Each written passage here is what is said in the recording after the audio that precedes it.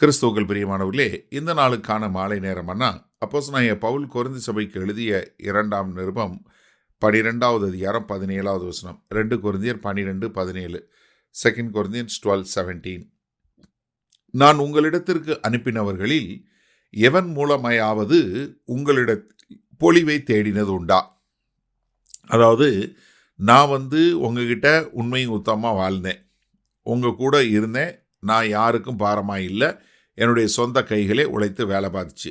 சரி, இப்போ நான் வாங்கலை, உங்களை தந்திரமாக பிடிச்சேங்கிறக்காக வேற யாராவது ஆள் அனுப்பிச்சு அண்ணனுக்கு இந்த தேவை இருக்குது, பவுலுக்கு இந்த தேவை இருக்குன்னு சொல்லி உங்கள் மூலம் யார் மூலமாவது கேட்டனா? ஏன்னா நான் அநேகர் வந்துட்டு போனாங்க. தீமோத்தேயு வந்தார், தீத்து வந்தார், திகிக்கு வந்தார், அக்விலா பிரிஸ்கில்லா வந்தாங்க. இப்படி அநேக ஜனங்கள் இங்கே சபைக்கு வந்துட்டு போனாங்க. அப்போஸ்தலனாகிய பவுலால் அனுப்பப்பட்டவங்க அப்போலோவும் வந்துட்டு போனார். இப்படி யாராவது வந்தவங்க மூலமாக நான் எனக்கு ஏதாவது வேணும்னு சொல்லி கேட்டனா? நீங்கள் இது கொரிந்து சபைக்கு எழுதும்போதே 2 கொரிந்தியர் 4வது அதிகாரம் 2வது வசனம் பாருங்கள். வெட்கமான அந்தரங்க காரியங்களை நாங்கள் வெறுத்து தந்திரமாய் நடவாமலும் தேவ வசனத்தை புரட்டாமலும் சத்தியத்தை வெளிப்படுத்துகிறதுனாலே தேவனுக்கு முன்பாக எல்லா மனுஷருடைய மனசாட்சிக்கும் எங்களை உத்தமர் என்று விளங்க பண்ணுகிறோம். எப்படி? நாங்கள் இதை ரொம்ப தெளிவாக உங்களுக்கு சொல்கிறோம். நாங்கள் எல்லாரும் முன்னாடியும் உண்மையும் உத்தமமாக இருந்தோம். ஏன்னா அது சொல்லும்போது, இந்த கடிதம் எழுதும்போது என்ன சொல்லி எழுதுறாரு? 2 கொரிந்தியர் 1 சொல்லும்போது, தேவனுடைய சித்தத்தினாலே இயேசு கிறிஸ்துவின் அப்போஸ்தலனாகிய பவுலும் சகோதரனாகிய தீமோத்தேயுவும் உங்களுக்கு எழுதுகிறேன். 2 பேரை சேர்த்து தான் சொல்கிறாரு. ஏன்னா அதே மாதிரி தான் இங்கே 1 கொரிந்தியருக்கு எழுதும்போது கூட இன்னொருத்தரையும் சொல்கிறாரு.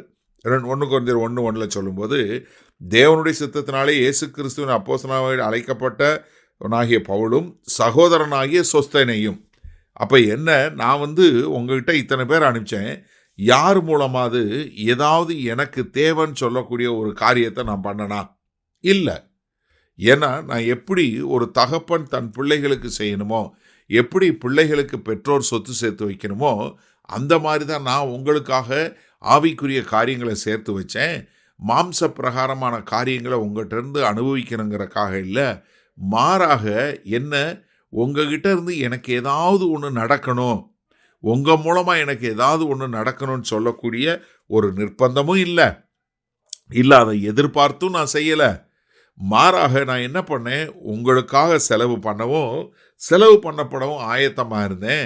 அப்போ நான் யாருக்கிட்டையும் எந்த பொழிவு என்பது என்ன, லஞ்சம் என்று சொல்லக்கூடியதா, இல்லை சுயநலத்திற்காக தேடக்கூடிய ஒரு சுயநலத்திற்காக நான் எதையுமே செய்யவில்லை என்று சொல்லக்கூடிய ஒரு காரியம்.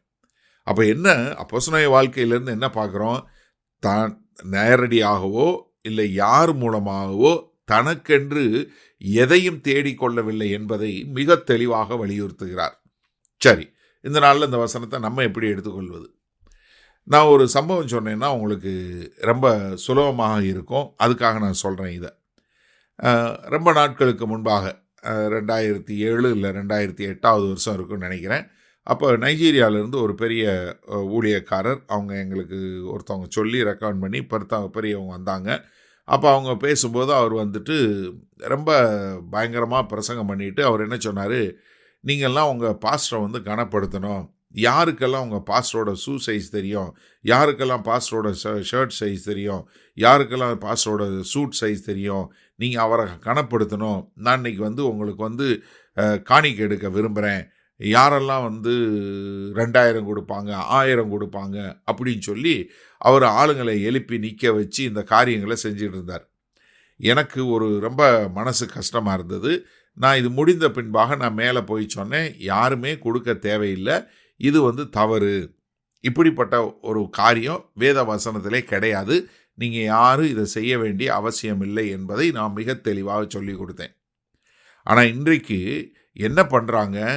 தேவாலயம் கட்டணும், இல்லை ஆலயத்துக்கு ஏதாவது வேணும், இல்லை தேவனுக்கு ஏதாவது பண்ணணும்னா இதுக்குன்னே மக்களை பேசி உணர்ச்சி வசமாக பேசி காணிக்கை வாங்கி கொடுக்கறதுக்குனே கொஞ்சம் ஊழியக்காரங்க இருக்கிறாங்க. ஆச்சரியமாக இருக்கா? உண்மை அதுதான். ஏன்னா உங்ககிட்ட நீ பரலோகத்தில் சொத்து சேர்க்காத, பூமியில் சொத்து சேருன்னு சொல்லி அவர் பாஸ்டர் என்ன சொல்லுவார்? சொல்கிற பாஸ்டர் அவருக்கு பூமியில் சொத்து சேர்ப்பார். நீங்கள் நிறையா பார்த்துருக்கீங்க. இன்றைக்கி நிறையா நீ ஒரு பில்லருக்கு இவ்வளோ காசு, ஒரு செங்கலுக்கு இவ்வளோ காசு, கூடைக்கு இவ்வளோ காசு, ஒரு சேருக்கு இவ்வளோ காசு, ஒரு இப்படின்னு சொல்லி இன்றைக்கி ஏலம் விட்டு கர்த்தருடைய நாமத்தை தூசிக்கிற கூட்டம் எக்கச்சக்கம். ஆமாம், அவருடைய நாமத்தை தூசித்து அதன் மூலமாய் ஆதாயம் பார்க்கிறவர்கள் அநேகர் உண்டு. ஆனால் அப்போஸ்தலனாகிய பவுல் சொல்றார், நான் அப்படி இல்லவே இல்லை. அப்போ எனக்கு அருமையானவர்களே, நீங்கள் நேரடியாகவோ இல்லை யார் மூலமாகவோ நீங்கள் ஆதாயத்துக்கு ஊழியம் பார்த்தீங்கன்னா நீங்கள் கள்ள ஊழியனே. மகா கிருபையும் இரக்கம் நிறைந்த எங்கள் அன்பின் தகப்பனே, இந்த அருமையான நல்ல நாளுக்காய் நன்றி.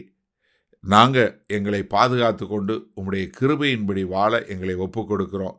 நேரடியாகவோ மறைமுகமாக எந்த ஒரு உதவியும் கேட்காம உம்மை மாத்திரம் பார்த்து நாங்கள் ஓடி முடிக்க எங்களுக்கு கிருபை பாராட்டுங்க. இயேசு கிறிஸ்துவின் மூலம் பிதாவே, ஆமேன். கர்த்தர் உங்களை ஆசீர்வதிப்பாராக. நாம் நாளை காலை தினசரி தியானத்தை சந்திப்போம். Good night.